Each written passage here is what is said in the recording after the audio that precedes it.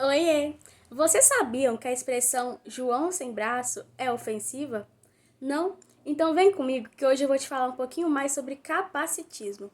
Esse é o Que História é essa Interact, feito pelo Interact Clube de Curvelo para a Semana da Diversidade.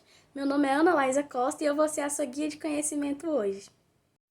A gente sabe que aqui vem a montando a parte. Vem ver no Interact. Não importa sua cor, bandeira ou religião, aqui no IC todo mundo é irmão. Esse tipo de discriminação sofrida especificamente por pessoas com deficiência. Trata-se do capacitismo, a ideia de que pessoas com deficiências físicas ou mentais são incapazes. A base do pensamento capacitista é a ideia de que há um padrão corporal e inclusive neurológico ideal. Desse jeito, quem não se enquadra nesse padrão não estaria habilitado a participar plenamente de atividades sociais. A palavra tem origem no inglês disableism, que em português significa capacidade. O termo ganhou popularidade nos Estados Unidos, na década de 80, nos movimentos pelos direitos das pessoas com deficiência. Na legislação brasileira, não temos nenhum registro do termo capacitismo, mas a Lei nº 13.146 prevê em seu artigo 4º que toda pessoa com deficiência tem direito à igualdade de oportunidades com as demais pessoas e não sofrerá nenhuma espécie de discriminação. Omissão também é considerada por lei uma forma de discriminação capacitista. A gente também tem que lembrar que a maioria dos casos de superação revelam que, na verdade, já tem uma expectativa de fracasso.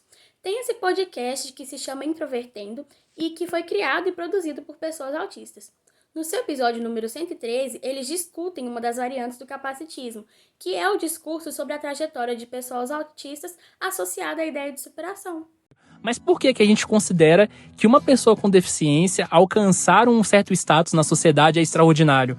Porque a gente vive numa sociedade preconceituosa, capacitista, e que a gente não espera nada dessas pessoas. As pessoas têm uma dificuldade para pensar, mas é basicamente esse o mote de que muitas vezes você trazer a história de uma pessoa com deficiência, uma pessoa autista, e falar que ela é um exemplo de superação porque ela conseguiu passar na universidade, porque ela conseguiu terminar um curso, que são coisas que as pessoas conseguem, né, com o acesso correto. É uma crítica ao jornalismo, de certa forma, e à prática jornalística.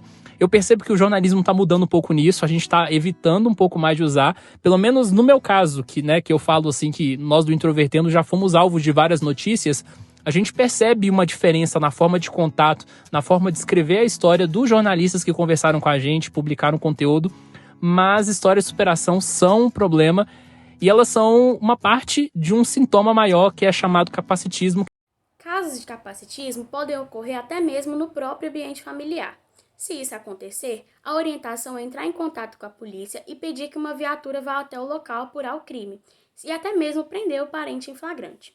Se não houver prisão, é possível pedir por meio de uma ordem judicial que o infrator mantenha a distância da vítima. O capacitismo está mais presente no nosso dia a dia do que parece, afinal ele se revela com comportamentos que não eram vistos como problemáticos antigamente. Uma forma corrente do capacitismo é desejar que a pessoa com deficiência busque ou passe por um processo de cura. A deficiência, seja ela qual for, não é uma doença e o PCD não está necessariamente procurando por cura ou mudança.